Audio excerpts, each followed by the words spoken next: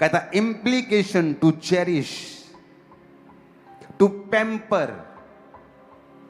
बच्चों को पैम्पर करते हैं ना, हस्बैंड को बोला है वाइफ को पैम्पर करने के लिए। अब हैरान हो जाएंगे, बाइबल में देखो कितनी डीप बातें लिखी हैं। चेरिश करने के लिए, और स्पेशल लिखा है ग्रीक भाषा का 5142वां शब्द, क्योंकि ये जो शब्द था नॉरिशित, पालन पोषण, ये आया है एक्ट्रेफो से, और एक्ट्रेफो शब्द लिया गया है ट्रेफो से, जो 5142वां शब्द है, जिसका मतलब है implication to cherish with food, pamper, bring up, feed, nourish. कभी अपनी पत्नी को कभी उसकी फेवरेट डिश बनाकर खिलाई है आप लोगों ने?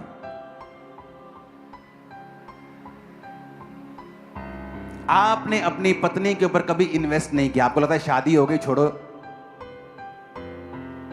और ये आदमी की सबसे बड़ी भूल है और बेवकूफी है। उसे लगता है औरत दिन रात बस गधों की तरह खाना बना के मुझे खिलाई जाए, खिलाई जाए, खिलाई जाए, बस मैं खाता जाऊं, जानवरों की तरह खाता जाऊं, खाता जाऊं, खाता जाऊं, खाता। और वचन क्या कहता है?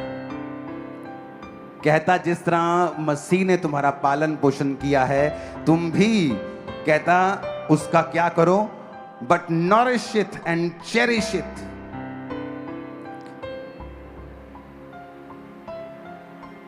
कहता implication to cherish with food etcetera, pamper, bring up, feed, nourish. आपने कभी अपनी पत्नी से लव नहीं किया, फाइट की है।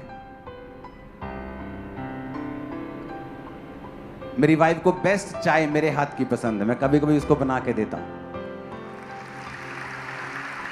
उसको जब फिर फेडअप हो जाती है वो स्टाफ की चाय से, मुझे बोलती है आप चाय बना के लेके आओ। फिर मैं जाता हूं, चाय बनाता हूं तसल्ली के साथ, अच्छे से बनाता हूं। फिर हालेलुया। और उसको मालूम है मुझे किन बातों से नफरत है, किन बातों से मुझे ये चीज नहीं चाहिए, घर में ऐसा नहीं होना चाहिए। वो उन चीजों का ध्यान रखती है। एक मूर्ख औरत हमेशा अपने हस्बैंड को खिजाने वाले काम करेगी, और एक मूर्ख आदमी अपनी औरत को इग्नोर करेगा हमेशा। उसने, बाइबल कहती है, कहता टू पैम्पर योर वाइफ। जिस तरह बच्चों को पैम्पर नहीं करते हम, उस तरह से लिखा।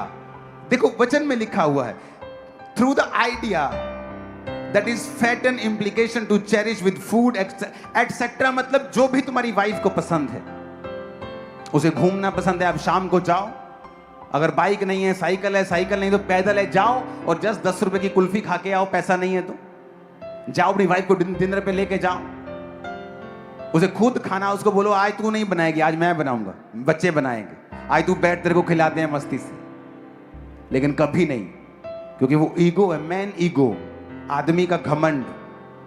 और नुकसान किसका हो रहा है? उसी आदमी का जो घमंड करके बैठा है, उसी का नुकसान हो रहा है।